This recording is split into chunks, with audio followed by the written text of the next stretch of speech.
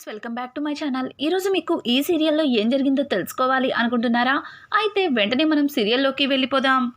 ఇక అవని అయితే పాపకి జ్వరం తగ్గిపోయిందని అందరికీ కూడా ఆరాధ్యని అప్పగించి తనైతే బయలుదేరుతుంటుంది. ఆరాధ్య, అదేంటి అందరూ అలా చూస్తున్నారు?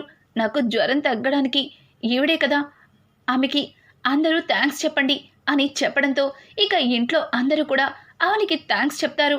ఇంకా అవని కూడా అక్కడి నుంచి బయలుదేరి వెళ్ళిపోతూ ఉంటే ఇంకా కమల్ అయితే, చూడండి మీ వల్ల మా ఆరాధ్య జ్వరం తగ్గింది, మీరు అప్పుడప్పుడు మా ఆరాధ్యని చూసుకోవడానికి రావాలి అని చెప్పడంతో తప్పకుండా వస్తాను అని చెప్పి ఇక అవని చెప్తూ అక్కడి నుంచి వెళ్తూ ఉంటుంది. అవని అలా వెళ్తూ ఉంటే పల్లవి మాత్రం అవనిని అనుమానంగా చూస్తుంది. ఏంటి చూస్తుంటే అవనిలా అనిపిస్తుంది అని చెప్పి ఇక అవనిని ఆగు అని గట్టిగా అరుస్తుంది. ఇంకా అవని అయితే ఆగిపోయి వెనక్కి తిరిగి చూస్తుంటే పల్లవి ముందుకు వెళ్తుంది. కమల్ అయితే, పల్లవి నీకేమన్నా పిచ్చి పట్టిందా? తననెందుకు ఆగమంటున్నావు? ఆవిడ వల్ల ఆరాధ్యకి జ్వరం తగ్గింది, పైగా ఆవిడ్ని చూడగానే ఆరాధ్య ఒక్కసారిగా నార్మల్ అయింది. అట్లాంటి నర్సుని పట్టుకుని ఎందుకంత గట్టిగా అరుస్తున్నావు అని అంటుంటే, నువ్వు ఆగు బావా, ఈవిని చూస్తుంటే నాకేదో డౌట్గా ఉంది అని చెప్పి ఇంకా పల్లవి అయితే దగ్గరికి వెళ్ళి ఒక్కసారి ఆ మాస్క్ తీ అని చెప్పడంతో, సారీ మేడం, నాకు కాస్త డస్ట్ అలర్జీ ఉంది, దీన్ని తీయలేను అని అంటుంటే, ఇక నాటకాలాడింది చాలు, మర్యాదగా మొహానికి ఉన్న ఈ మాస్క్ని తీస్తావా లేదా అని చెప్పి పల్లవినే బలవంతంగా ఇక అవని మొహానికి ఉన్న మాస్క్ని తీస్తుంది. ఒక్కసారిగా పల్లవిని చూసి అవనిని చూసి ఇంట్లో అందరూ షాక్ అయిపోతారు. అవని అయితే, చూసారా అత్తయ్య, చివరికి ఈ ఇంటికి రావడానికి వేషం కూడా మార్చేసింది. ఏయ్, నీకు సిగ్గు లేదా? నిన్ను ఇంటి నుంచి పంపించేసేయడానికి కారణమే ఈ ఇంట్లో వాళ్ళకి ఎట్లాంటి ఆపద కలగకూడదని, కానీ నువ్వు వేషం మార్చుకొని లోపలికి వస్తావా అని చెప్పి పల్లవి అయితే ఇంకా అవనిని నిలదీస్తుంటే పక్క నుంచి కమల్, పల్లవి నీకు పిచ్చి పట్టిందా? వదిన ఈ ఇంటి పెద్ద కొడలు, తన తర్వాతే నువ్వు ఇంట్లో అడుగు పెట్టావు, అట్లాంటి మా వదిన్ని ఏదో తప్పు చేసిన మనిషిలాగా నిలబెట్టి నిలదీస్తున్నావా అని అంటుంటే, నువ్వాగు కమల్ బావా, అత్తయ్య అసలు ఆరాధ్యకి జ్వరం రావడానికి కారణమే ఈ అవని, మిమ్మల్ని చంపడానికి ప్రయత్నించిన ఈ అవనిని బయటికి పంపించేశారు, కానీ చూసారుగా మళ్ళీ ఇంట్లో చొరబట్టడానికి ఎట్లా వేషం మార్చిందో అని చెప్పడంతో ఇక పార్వతి అయితే, ఏయ్ అసలు మళ్ళీ ఇంట్లో ఎందుకు అడుగు పెట్టావు?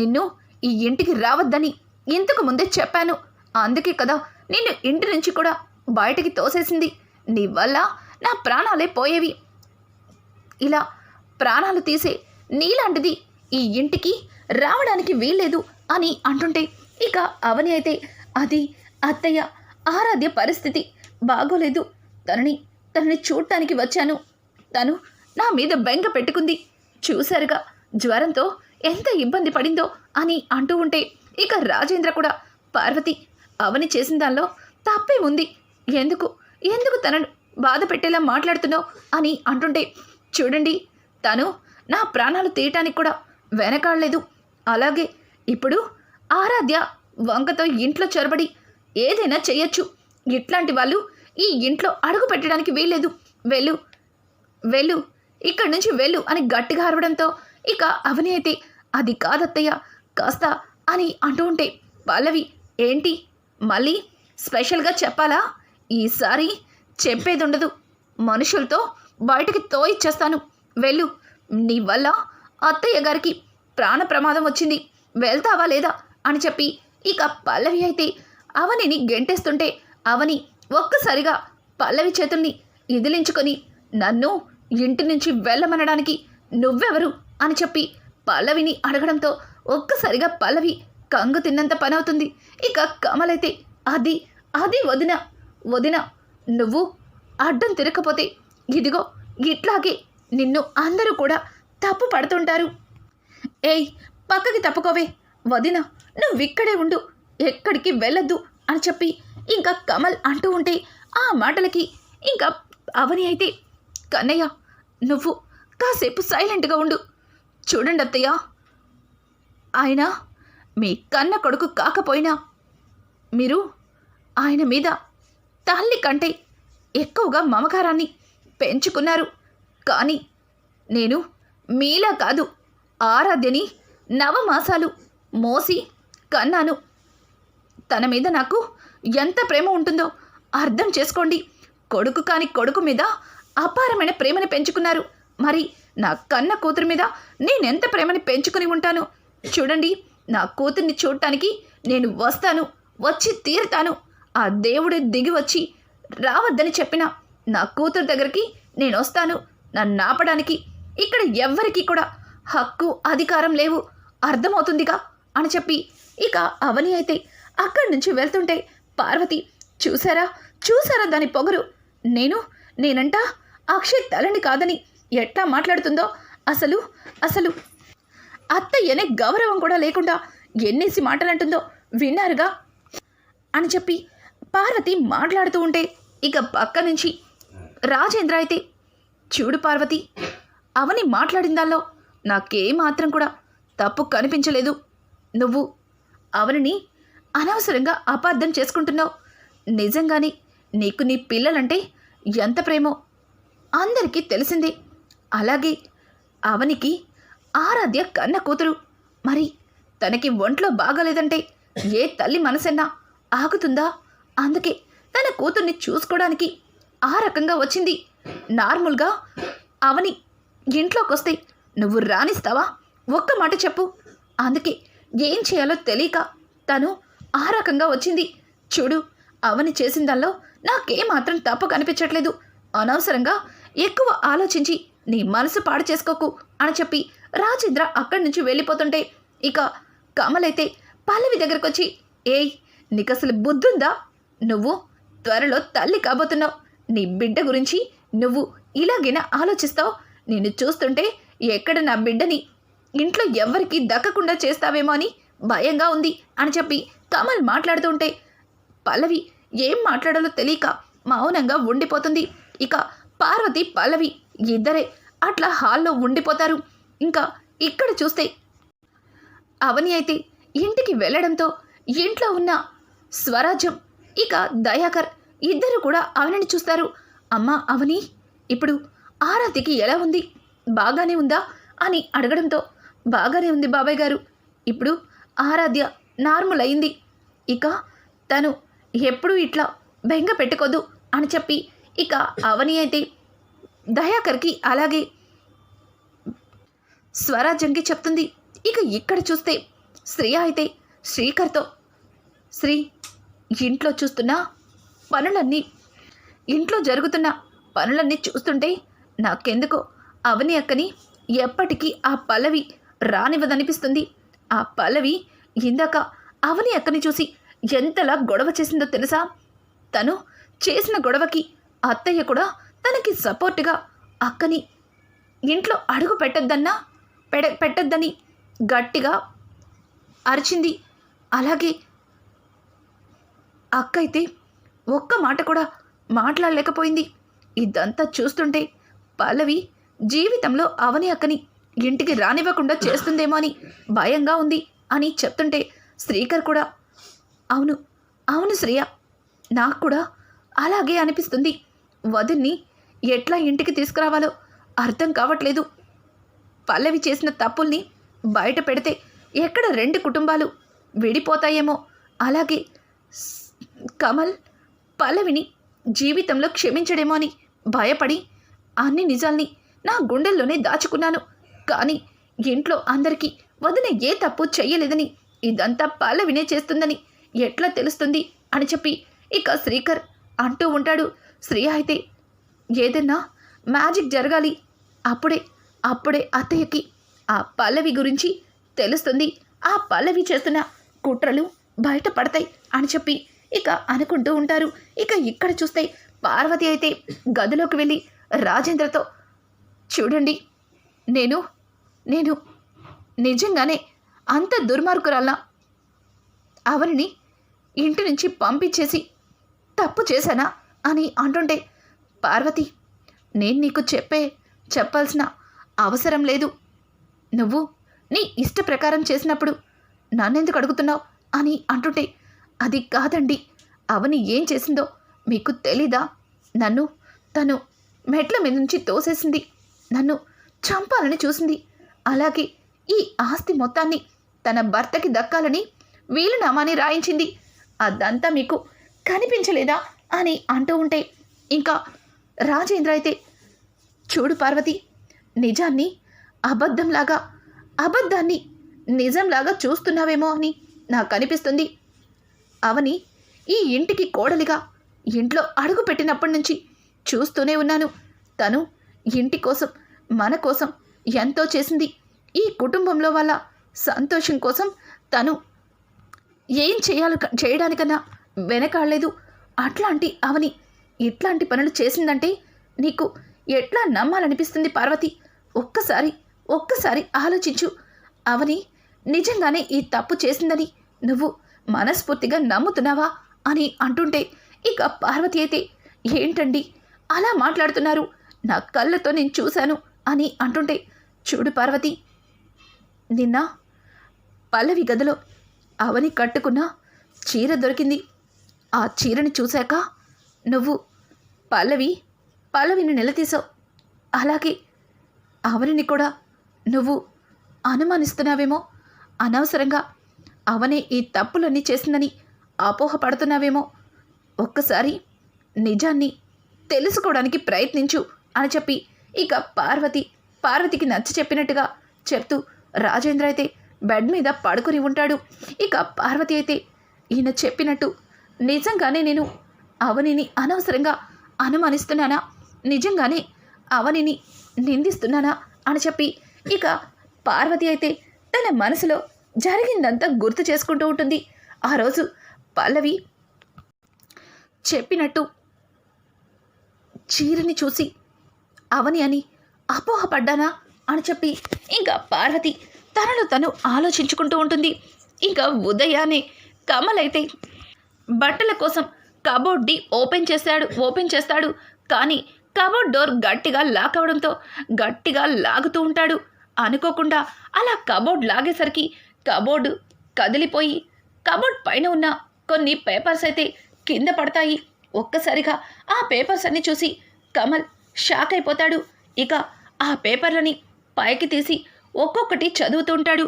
అది చూసి షాక్ అయిన కమల్ గబగబా ఆ పేపర్స్ని తీసుకెళ్ళి ఇంకా అక్షయ్కి చూపిస్తాడు. అన్నయ్య, ఒక్కసారి ఇవి చూడు, ఇవి మన ఇంటి వీలునామాలో ఉంది. పైగా ఈ వీలునామాలో ఆస్తి మొత్తాన్ని నాకు, అలాగే శ్రీకర్ అన్నయ్య, ఇక కోమలి అక్క, ప్రణతికి చెందేలాగా రాయించి ఉంది. ఇందులో నీకు చిల్లి గవ్వ కూడా లేదని క్లుప్తంగా రాసుంది అని చెప్పి, ఇక కమల్ అయితే అక్షయ్కి చూపించడంతో ఒక్కసారిగా అక్షయ్ ఆ వీలునామాలను చూసి షాక్ అయిపోతాడు. ఆ రోజు అవని, నేను ఆస్తి మొత్తాన్ని నలుగురికే రాయమన్నాను, ఇందులో ఏ మాత్రం కూడా మాకొద్దని లాయర్కి చెప్పాను. లాయర్ కావాలని వీలునామాని మార్చి రాశాడు. నేను ఏ తప్పు చెయ్యలేదని ఎంతగానో అవని అందరి ముందు గొంతు చించుకుని అరిచిన తనని ఎవరూ పట్టించుకోలేదు. పైగా తను తప్పు చేసిందని అందరం తనని నిందించాము అని చెప్పి, ఇక అక్షయ్ మాట్లాడుతూ ఉంటే, ఇక కమల్ అయితే, అన్నయ్య, ఇంతకీ ఈ పేపర్సు మా గదిలోకి ఎలా వచ్చాయి?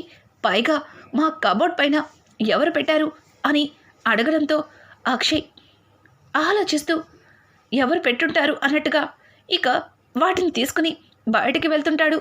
ఇంతలో కమల్ కూడా అక్షయ్ వెనకమాలే బయటికి వచ్చేసరికి ఏమీ తెలియనట్టుగా పల్లవి కిచెన్లో నుంచి బయటికి వస్తుంది. పల్లవిని చూసిన కమల్కి ఇక కొంతలో కొంత అర్థమవుతుంది. ఇదంతా తనే చేసిందేమోనని అనుమానపడి పల్లవి అని గట్టిగా అరుస్తాడు. ఒక్కసారిగా పల్లవి భయపడుతూ కమల్ దగ్గరికి వచ్చి, ఏంటి బావా అంత గట్టిగా అరుస్తున్నావు, ఏమైనా కావాలా అని అడగడంతో, నాకేమొద్దు, కానీ నువ్వు చేసింది మొత్తం నాకు తెలిసిపోయింది అని అంటుంటే ఒక్కసారిగా పల్లవి భయపడుతూ ఏంటి బావా, నేనేం చేశాను, ఏం తెలిసిపోయింది నీకు అని చెప్పి భయపడుతూ కమల్ని అడుగుతుంది. నార్మోయ్, నువ్వింతవరకు ఇంట్లో మంచిగా ఉండి ఏమేమి కుట్రలు చేశావో అన్నీ అన్నీ నాకు తెలిసిపోయాయి అని చెప్పడంతో ఒక్కసారిగా పల్లవి భయపడుతుంది. ఏమైంది, ఈ తింగరోడికి ఇంట్లో నేను చేసినవన్నీ తెలిసిపోయినాయి అంటున్నాడు. కొంపతీసి శ్రీకర్ బావ నా గురించి ఖచ్చితంగా ఏదో చెప్పుంటాడు, అందుకే వీడు ఎంతలా రెచ్చిపోతున్నాడు అని చెప్పి ఇక పల్లవి అయితే తన మనసులో భయపడుతూ అలాగే మింగుళ్ళేస్తూ కమల్ని చూస్తుంది. పార్వతి రాజేంద్ర, రే కమల్, ఏమైందిరా, ఎందుకు పల్లవి మీద అంతలా అరుస్తున్నావు అని అంటూ ఉంటే ఇక కమల్ అయితే అక్షయ్ చేతిలో ఉన్న పేపర్స్ని పార్వతికి అలాగే రాజేంద్రకి చూపిస్తాడు. ఒక్కసారిగా ఇద్దరు ఆ పేపర్స్ని చూసి షాక్ అయిపోతాడు. ఇవి అని అంటూ ఉంటే ఇక కమల్ అయితే అవి వదిన రాయించిన వీలునామా అమ్మా, ఇవి ఆ రోజు వదిన రాయించి మాకందరికీ ఇవ్వటానికి సర్ప్రైజ్ ప్లాన్ చేసిన వీలునామా పత్రాలు, కానీ వీటిని మార్చేసి ఆస్తి మొత్తం అన్నయ్య పేరుకి మార్చమని చెప్పినట్టుగా వీలునామాని రెడీ చేసి పెట్టింది ఈ పల్లవి. ఆ రోజు శ్రీకర్ అన్నయ్య వీలునామాని అడిగితే పల్లవి చాలా భయపడింది. పైగా వాటిని నాకు తెలీదని శ్రీకర్ బావతో ఘర్షణకి దిగింది. అవి నేనే ఇచ్చాను, కానీ అవి ఇచ్చిన దగ్గర నుంచి పల్లవి ప్రశాంతంగా లేదు. వాటిని ఎప్పుడెప్పుడు తెచ్చుకోవాలా అన్నట్టుగానే చూస్తూనే ఉండేది. పైగా ఈ పేపర్స్ని మా గదిలో కబోర్డ్ పైన పెట్టారు. ఈరోజు అనుకోకుండా కబోర్డ్ పైన ఈ పత్రాలని చూశాను. నిన్నంటే చీరని నీది కాదని, అలాగే నచ్చి కొనుక్కున్నానని ఏవేవో అబద్ధాలు చెప్పావు. మరి ఈ వీలునామా పత్రాల గురించి ఏం చెప్తావు? చూడు, ఇదంతా నువ్వే చేసావని నాకు అర్థమైపోయింది. ఇంకా నువ్వు మాయ చేసి మోసం చేసి ఇంట్లో అందరినీ మోసం చేయాలని ప్రయత్నించకు అని అంటుంటే ఇక పల్లవి అయితే గట్టిగా నవ్వుతూ, చూడు కమల్ బావా, అవి అక్కడికి ఎలా వచ్చాయో కూడా నాకు తెలీదు. నువ్వు అనవసరంగా నన్ను తప్పు పడుతున్నావు. నాకేం తెలీదు కమల్ బావా అని చెప్పి ఇక పల్లవి అయితే తడబడుతూ ఉంటుంది. నీకేమీ తెలియనప్పుడు ఇవి మీ గదిలోకి ఎలా వచ్చాయి, ఇదంతా మీరే చేశారు అని చెప్పి కమల్ అయితే ఇక పల్లవిని నిలదీస్తూ ఉంటాడు. ఇంతలో అనుకోకుండా లాయర్ అయితే పరిగెత్తుకుంటూ ఇంటికి వస్తాడు. లాయర్ని చూసిన కుటుంబం అంతా ఒక్కసారిగా షాక్ అవుతుంది. ఇక పల్లవి అయితే వీడేంటి ఇప్పుడు వచ్చాడు, ఇప్పుడు వీడు నిజం బయట పెడితే ఇక అందరూ కలిసి ఆ అవనిని బయటికి తోసేసినట్టు నన్ను కూడా తోసేస్తారు. అయ్యో, ఇలా ఇరుక్కుపోయానేంటి అని చెప్పి పల్లవి భయపడుతూ ఉండగా ఇంకా రాజేంద్ర అయితే, లాయర్ గారు మీరేంటి అంత టెన్షన్గా పరిగెత్తుకుంటూ వచ్చారు, మిమ్మల్ని ఎవరో తరుముతున్నట్టు అని అంటూ ఉంటే ఇక లాయర్ వెనక్కి తిరిగి చూసేసరికి అక్కడ దివాకర్ కనిపిస్తాడు. దయాకర్ని చూసి దయాకర్ అని అనడంతో, అవును నేనే దయాకర్నే, మీ భావనే, అసలు ఇదంతా వీడే చేశాడు. వీడు రాసిన వీలునామా వల్లే ఈరోజు చెల్లెమ్మ అవనిని అపార్థం చేసుకుంది, తనని ఇంటి నుంచి బయటికి పంపించేసింది. రే, నిజం చెప్తావా లేకపోతే అని అంటుంటే, చెప్తాను, అంత చెప్తాను, నన్ను క్షమించండి. మీ దగ్గర 40 ఏళ్ళగా మీ ఫ్యామిలీ లాయర్గా పని చేశాను. ఏ రోజు కూడా ఇట్లాంటి పొరపాటు చేయలేదు. డబ్బుకి గడ్డి తిని చాలా పెద్ద తప్పు చేశాను. ఆ రోజు వీలునామాని అవని గారు వాళ్ళకి చిల్లి గవ్వ కూడా వద్దని ఉన్న ఆస్తి మొత్తాన్ని మిగతా 4గురికి సమాన భాగాలుగా పంచేలాగా రాయమని చెప్పారు. నేను ఆ వీలునామాని అలాగే సిద్ధం చేశాను. ఆవిడ వెళ్ళిపోయిన తర్వాత ఇదిగో ఈ పల్లవి గారు అలాగే వీళ్ళ నాన్నగారు చక్రధర్ గారు వచ్చారు. ఎంతైనా ఆయన మీ బావగారిని, ఆయన్ని చాలా రెస్పెక్ట్ ఇచ్చా. కానీ ఆయన వీలునామాని మార్చి రాయమన్నారు. నాకు ఒక్కసారిగా ఏం చేయాలో అర్థం కాలేదు. అలాగే డబ్బాస చూపించారు. డబ్బుకి లొంగిపోయి చాలా పెద్ద తప్పు చేశాను. నన్ను క్షమించండి. అవని గారు ఏ తప్పు చేయలేదు, నన్ను వదిలేయండి అని చెప్పి లాయర్ అయితే ఇక అక్కడి నుంచి తప్పించుకొని పారిపోతాడు. ఒక్కసారిగా అన్ని నిజాలు విన్న రాజేంద్ర షాక్ అయిపోతాడు. ఇక అక్షయ్ అయితే పల్లవి ఏంటి ఇదంతా, ఎందుకు ఎందుకు ఇలా చేసావు అని అంటూ ఉంటే పల్లవి అయితే ఏం మాట్లాడాలో తెలియక మౌనంగా తల కిందకి దించుకుంటుంది. ఇంకా కమల్ అయితే తట్టుకోలేక పల్లవి చెంప చెల్లం అనిపిస్తాడు. వెంటనే భానుమతి, రేయ్ ఏంట్రా, ఏం చేస్తున్నావురా, కడుపుతో ఉన్నదాన్ని ఇలా కొడతావురా అని అంటుండే, ఇంకొక మాట మాట్లాడావంటే నిన్ను కూడా కొడతాను, కొట్టడం కాదు చంపేస్తాను అని చెప్పి ఇంకా కమల్ అయితే భానుమతి మీద అరవడంతో భానుమతి కూడా సైలెంట్గా ఉంటుంది.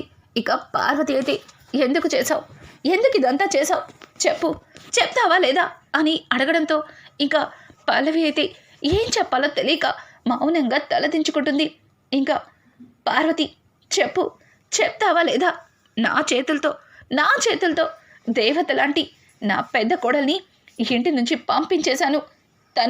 తను ఏ తప్పు చెయ్యకపోయినా నా మీద గౌరవంతో ఇంటి నుంచి తల దించుకొని వెళ్ళిపోయింది. అట్లాంటి నా కోడల్ని ఇంటి నుంచి వెళ్ళగొట్టేలా ఎందుకు చేసావు, చెప్పవే. నేను నీకు ఏం అన్యాయం చేశాను? అదేనా నిన్ను సొంత చెల్లిలాగా చూసుకుంది కదే, ఎందుకే దాని గురించి ఇంతలాగా తప్పు చేశావు అని చెప్పి పార్వతి అయితే పల్లవిని కొట్టలేక ఇంకా చెడామడ తిట్టేస్తుంది.